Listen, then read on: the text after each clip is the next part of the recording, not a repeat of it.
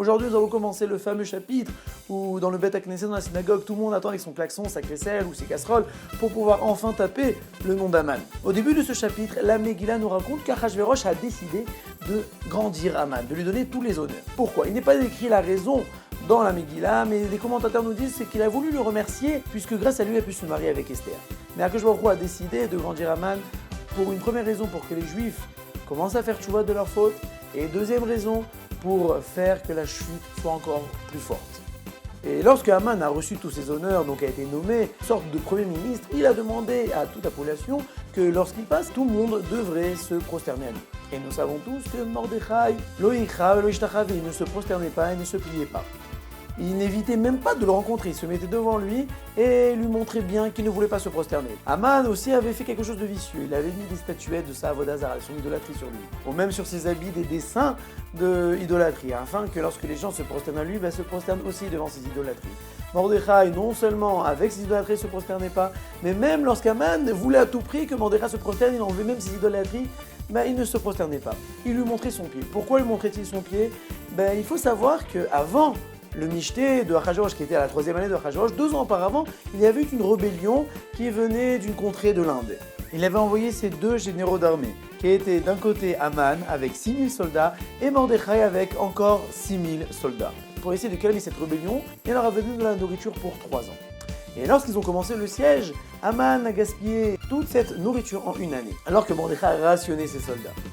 Et vint la fin de cette année, Aman demande à Mordechai, s'il te plaît, donne-moi à manger. Et Mordechai il dit non, je ne vais pas te donner à manger, moi je ne pourrais pas donner à manger à mes soldats si je t'en donne aussi. Aman dit regarde, tu dois à tout prix me donner à manger, sinon mes soldats vont me tuer, ils sont morts de faim, ils sont affamés. Si tu veux, je te rendrai au centuple. Mordechai dit non, je ne prête pas avec intérêt. Et jusqu'au moment où ils ont fait affaire et que Aman lui proposait de se vendre en esclave à Mordechai. Mais étant donné qu'il n'y avait pas de papier ou de parchemin sur lequel ils pouvaient écrire l'acte de vente, ils ont écrit cela sur une sorte de protège tibia que les soldats mettaient lors de la guerre. Et donc c'est pour cela que Mordechai, lorsque Aman se présentait à lui, il lui montrait son pied pour lui allusionner qu'il n'a pas à se prosterner devant son esclave. Et Aman se rendait fou. Il ne pouvait même pas demander à Achashverosh qu'il acquitte de cette dette parce qu'il avait honte de ce qu'il avait fait, qu'il avait tout gaspillé. Et donc du coup il se retrouve avec tout le royaume qui se prosterne à lui, mais il suffisait qu'une seule personne ne se prosterne pas à lui pour le rendre fou. Donc Simeon a dit il faut que j'en finisse une fois pour toutes avec Mordechai. Mais il n'a pas voulu se rabaisser à tuer une seule personne, il s'est dit je vais tuer tout son peuple. Non seulement à cause de Mordechai d'après lui, mais aussi parce qu'il savait que ce peuple-là, le peuple juif, était l'ennemi de son peuple à lui, qui était le peuple d'Amalek. Mais juste pour la petite info, combien de temps a duré cette période où Aman a été grandi avec tous ses honneurs? Les commentateurs nous disent que ça n'a duré que 70 jours. Et cela est allusionné dans la Megillah puisqu'il y a 70 versets depuis le Passouk où la Megillah nous dit que Achashverosh a donné de l'honneur à Aman jusqu'au Passouk où Aman a été pendu. Donc pendant ces 70 jours, Aman a eu sa grandeur. Et ce n'est qu'au début de sa grandeur qu'il s'est énervé que Mordechai ne se prosternait pas à lui. Et comme nous le savons, la fête de Purim est appelée au nom du mot pour, qui veut dire tirage au sort. Et nous avons cette fête Purim puisqu'il n'a pas fait qu'un seul tirage au sort, il en a fait plusieurs. Aman a voulu tirer un tirage au sort pour savoir quel était le meilleur jour pour exterminer tous les Juifs. Maintenant, ce n'est pas qu'il a tiré un papier de date, un papier du jour, un papier du mois, non, ça ce serait trop au hasard. Il voulait être sûr que ses dieux soient avec lui. Donc qu'a-t-il fait? Il a d'abord pris une boîte où il a mis toutes les dates de l'année. Premier Tishri, 2 Tishri, 3 Tishri, et ainsi de suite. Il a tiré, il est tombé sur le 13 Adar. Après, il a pris une autre boîte où il a mis que les mois de l'année. Et là, il est tombé sur Adar aussi. Il a pris une 3e boîte où il avait mis aussi le numéro de chaque jour, c'est-à-dire 10e jour, 11e jour, 12e jour, et il est tombé sur le jour qui était le 13 Adar. Donc il s'est dit ce n'est pas possible, c'est un signe que ce jour-là est le meilleur jour pour pouvoir les exterminer. En plus, il s'est dit que le mois d'Adar, c'est le mois où est mort Moshe Rabbeinu. Étant donné que Moshe Rabbeinu est mort le 7 Adar, et le 13 Adar en fait le 7e jour de la fin du deuil de Moshe Rabbeinu, mais aussi c'était le jour où il y a eu la Makat Rocher, la plaie de l'obscurité en Égypte. Et alors, Aman connaissait assez bien la Torah et il savait que beaucoup de Juifs pendant cette plaie ont disparu. Donc il s'est dit c'est sûr, c'est un super bon signe.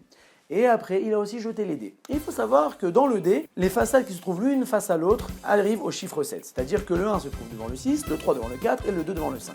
Il a jeté 3 dés, il est arrivé aux faces 1, 3, 3. Et il s'est dit c'est super. Pourquoi?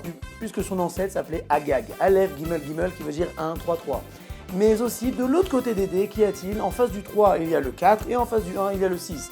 Et donc nous avons 4, 4, 6. Ce sont les lettres du mot David. Et il s'est dit, moi qui viens de Agag, je suis en haut, et le peuple juif qui a eu comme roi David, se retrouvera en bas et je vais les écraser. Mais aussi le mois de Hadar, le mois qui a pour signe le poisson. Et nous savons que le poisson, ça va les uns les autres, c'est le meilleur moment pour pouvoir arriver à mes fins. Maintenant, il fallait convaincre Achashverosh de faire cette solution finale.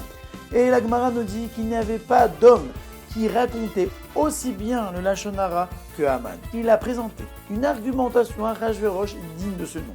Tous les antisémites qui ont suivi Haman n'arrivent même pas à sa cheville. Il a commencé à dire « Il y a un peuple sous ta domination qui est éparpillé partout.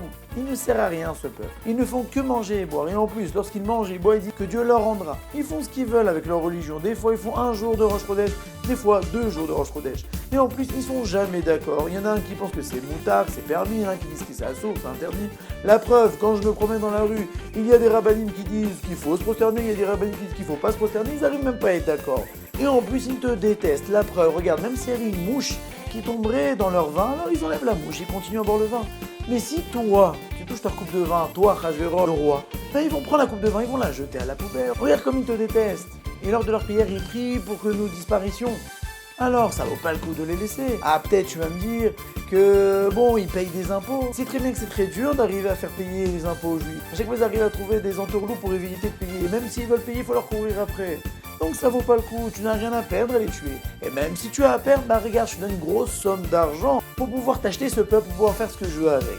Entre parenthèses, c'est pour ça que nous avons l'habitude de donner le Machatzit Shekel avant la Megillah pour pouvoir devancer notre argent pour nous racheter par rapport à l'argent qu'avait voulu donner Achashverosh. Pourquoi je dis avait voulu?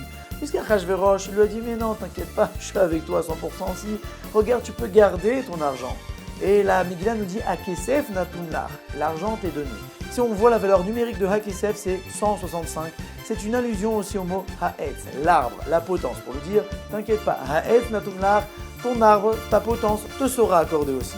Et donc après son accord, Achashverosh lui a donné son sceau royal pour pouvoir faire ce qu'il veut avec. Et ils ont écrit le fameux décret de pouvoir tuer tous les juifs dans les 127 provinces de son royaume. Et à la fin de ces décrets, il a dit, regardez maintenant, toute personne qui sait manier le glaive, qui sait manier l'arc à flèche, il devra s'armer le 13 Hadar et devra tuer tous ses voisins juifs. Non seulement il pourra les tuer, mais aussi il pourra prendre tout son argent.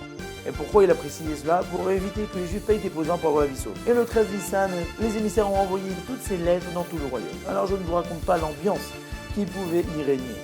Imaginez-vous chaque Juif qui sortait dehors, comment son voisin le regardait. Les Juifs croyaient qu'ils avaient de bons liens avec leurs voisins non juifs, mais non, ils se trompaient. Ils leur disaient, dans 11 mois, on va tous vous tuer, on va prendre tout votre argent. N'imaginez pas la honte, l'humiliation que les Juifs ont pu avoir et la crainte que les Juifs ont pu avoir lors de cette période.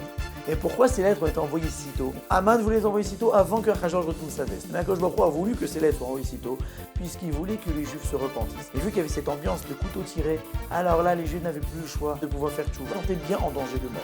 Mais il y a eu quand même des petites vengeances par-ci par-là qu'Akadosh Baruch Hu infligea à la population. Des fois, il y avait des femmes qui montaient sur les toits pour pouvoir étendre son linge, mais elles tombaient du toit, elles mouraient. Ou des hommes qui allaient chercher de l'eau au puits et ils tombaient dans le puits et se noyaient. C'était des petites vengeances avant que les Juifs fassent tchouva, avant que la grande vengeance arrive.